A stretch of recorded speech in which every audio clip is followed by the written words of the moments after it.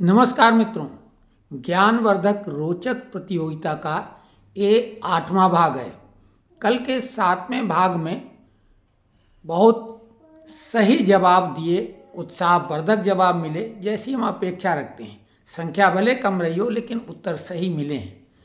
तो उस पर एक टिप्पणी भी की है सूर्यांश पांडे ने कि ऐसे तो कोई किसी की नकल कर लेगा, हमें ये बात मालूम है और ये भी मालूम है कौन किसकी नकल कर सकता है, कोई फर्क नहीं पड़ता है, क्योंकि प्रतियोगिता को आगे बढ़ाना चाहते हैं।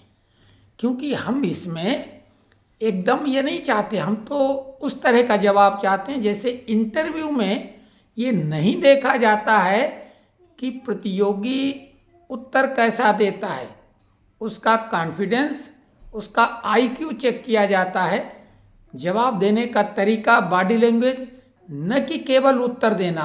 केवल सही उत्तर देना ही काफ़ी नहीं होता, उसमें उसका एटीट्यूड, उसकी बॉडी लैंग्वेज, उसका आईक्यू चेक किया जाता है।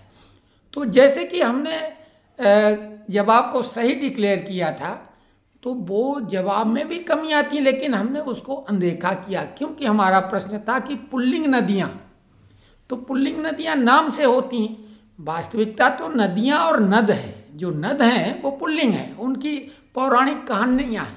लेकिन हमने जैसे कि परीक्षा में कम नंबर के बाद भी ग्रेस मार्क दिया जाता है, तो ग्रेस मार्क जैसा हमने रुख अख्तियार किया, क्योंकि जब दामोदर, ब्यास जैसी नदियों का नाम आया जो कि बिल्कुल पुल्लिंग है, सवाल पुल्लिंग का था।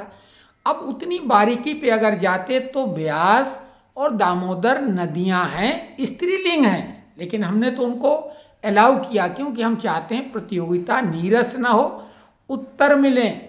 हमारा उद्देश्य कि हमें 10-12 प्रतिस्पर्धी अगर मिल जाते हैं 2-4 महीने में भी, तो हम एक बड़ी प्रतियोगिता करना चाहते हैं।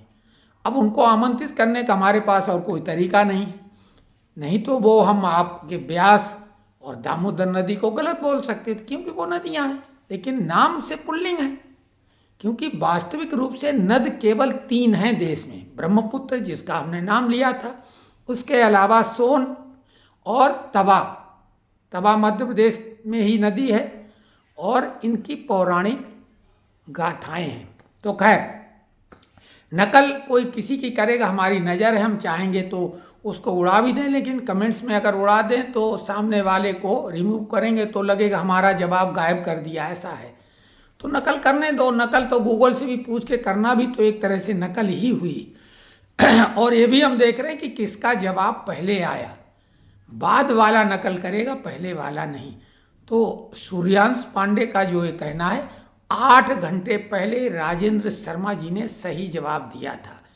खाने वाली 2 भाषाएं चीनी अरबी उन्होंने दी, साथ में सूर्यांश पांडे ने भी और उर्मिल सरदाना जी ने भी। उसके बाद आता है कि खाने वाले 2 शहर, तो उसमें राजेंद्र शर्मा जी ने 3 शहरों का उल्लेख किया, हमने 2 ही मांगे थे, लेकिन तीसरा शहर सही नहीं है। पुरी जो है, पूरी और पुरी में अंतर होता है। जगन्नाथपुरी भी उसे बोलते हैं पुरी, लेकिन वो पुरी है, वो पूरी या पूड़ी नहीं है।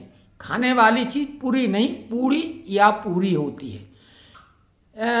जो सरदाना जी ने भी, उर्मिल सरदाना जी ने भी पूरी बोला है और साथ में उन्होंने केरल बोला है, तो केरल पूरी, और उन्होंने बूंदी या शिमला, 1 मिनट देख लेते हैं उनका क्या।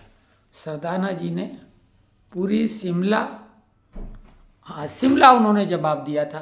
भाषा उन्होंने, तो इसमें सरदाना जी ने केवल एक चूक की है कि उन्होंने नकल नहीं की, जवाब मौजूद थे। उनका जवाब शर्मा जी के 2 घंटे बाद आया, लेकिन उन्होंने नकल नहीं की, ये है ईमानदारी। तो अपनी क्षमता दिखाना है और बढ़िया है। तो आज का सवाल हम पहले जवाब दे ही चुके हैं ये कि ये सही है, अरबी और चीनी, शिमला और बूंदी। अब आज का सवाल महाभारत सीरियल भी आया, कई लोगों ने पढ़ी है।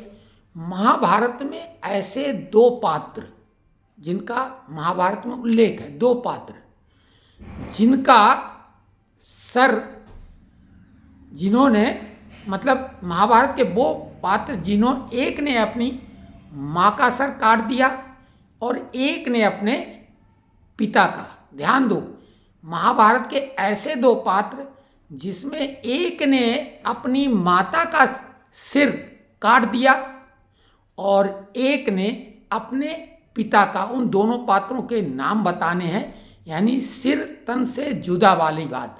तो ये, लेकिन ये भी एक आगे बता दें आपकी मदद के लिए कि बाद में माता भी जिंदा हो गई और पिता भी जिंदा हो गए, कैसे, वो अलग कहानी है।